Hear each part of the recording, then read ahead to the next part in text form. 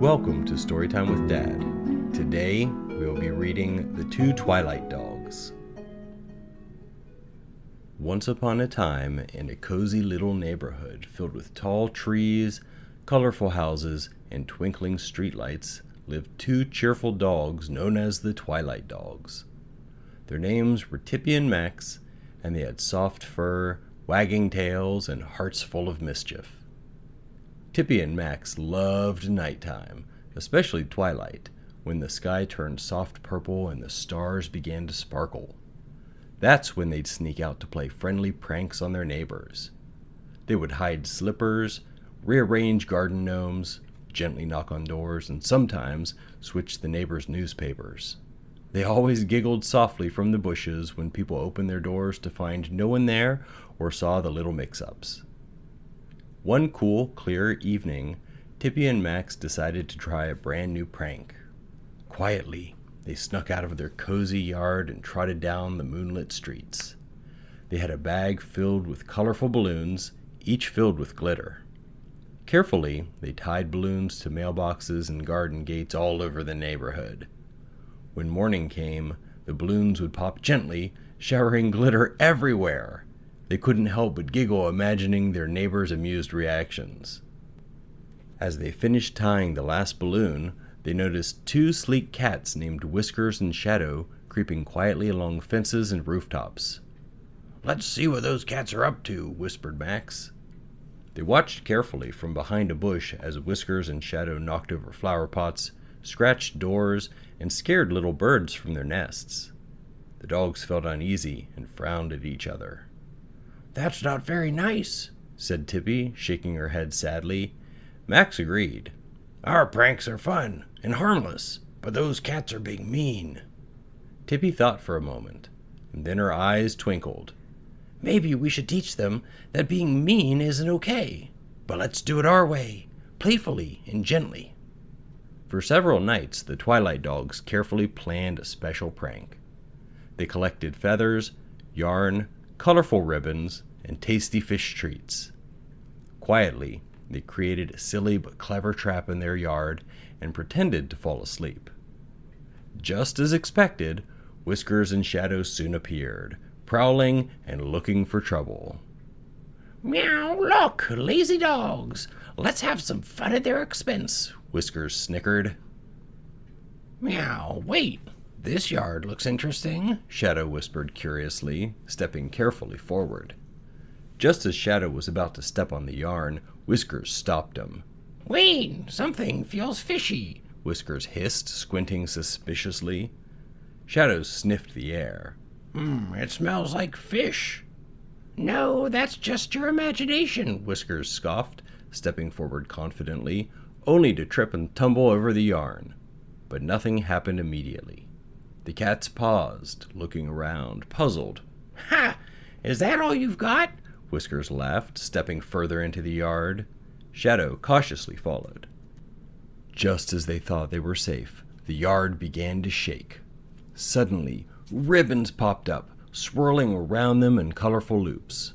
Whiskers and Shadow jumped and twirled, trying to escape, but only got tangled more. "What's happening?" Whiskers cried, spinning faster. Then, from above, feathers began to float down gently at first, then quicker, until they stuck all over the confused cats. "We're turning into birds!" Shadow shouted in panic, batting at the feathers. Finally, the fish treats fell from hidden buckets, landing gently all around them. "Meow, fish! At least this part isn't so bad," Whiskers admitted, licking his whiskers despite being covered in feathers and ribbons. Tippy and Max opened their eyes, laughing kindly.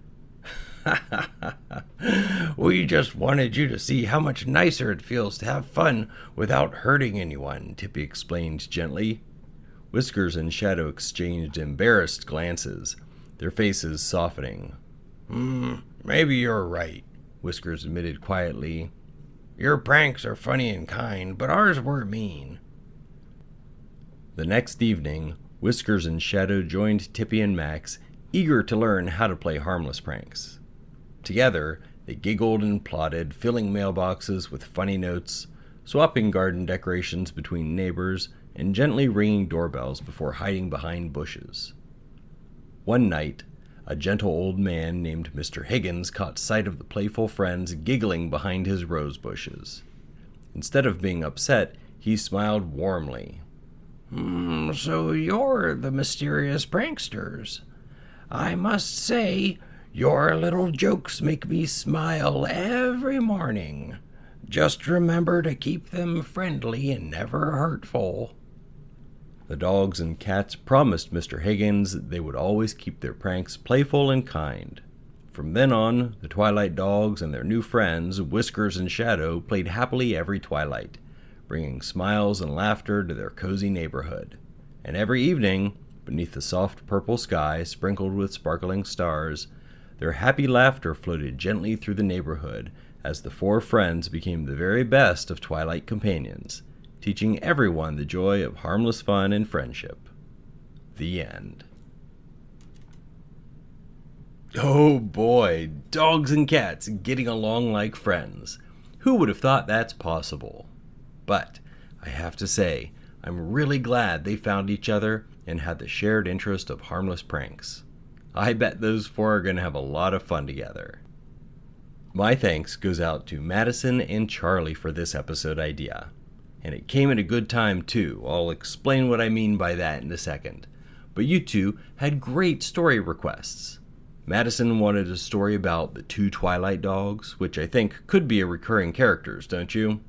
And Charlie wanted a story about a dog and a cat who were enemies but became friends. So I hope this story was entertaining and hit all the important parts for you both. But I said that your request came at the perfect time too. The reason why is me and my family just got a puppy ourselves. His name's Manny, and you can see pictures of him on Instagram at Storytime with Dad Pod. He's a baby, 8 weeks old, but is the main reason why I've been slow putting out episodes recently. So thanks for being patient with me. School will be starting soon, and I'll miss having my kids in the house, but I'll be putting out episodes a little more regularly, I'm sure. Now, one thing I really liked about the story is the assertiveness that the Twilight Dogs showed. They saw the cats being naughty and hurting other people, but instead of being mean to them or just avoiding the cats altogether, the dogs confronted them about their behavior. And I might say, they did it in a way that didn't make the cats angry. The cats understood that their pranks went too far, and when they got pranked, they didn't like how it made them feel either. Turning into a bird was scary, but they did like the treats at the end. It's always a good idea to talk to other people about how their actions make you feel. The cats weren't bad cats, but they did make some people feel bad, and they needed to know this. And the dogs said something about their behavior without making them feel like they were bad cats. And that helps motivate the cats to see the issue and change, not just get defensive and argue that they weren't really bad cats. So focus on the behavior, not on the person, because that's what needs to change. So I hope this little lesson is one that you can use in your own life one day. But thanks again for the outstanding story ideas, Madison and Charlie. I hope everyone liked the story of the Two Twilight Dogs, and please keep sending me more requests. It's always a joy to get messages from my listeners. You can email story ideas and messages to hello@storytimewithdad.com, or just send them directly from my website, storytimewithdad.com. I look forward to hearing from you all. Thank you for listening, and I'll see you again next time.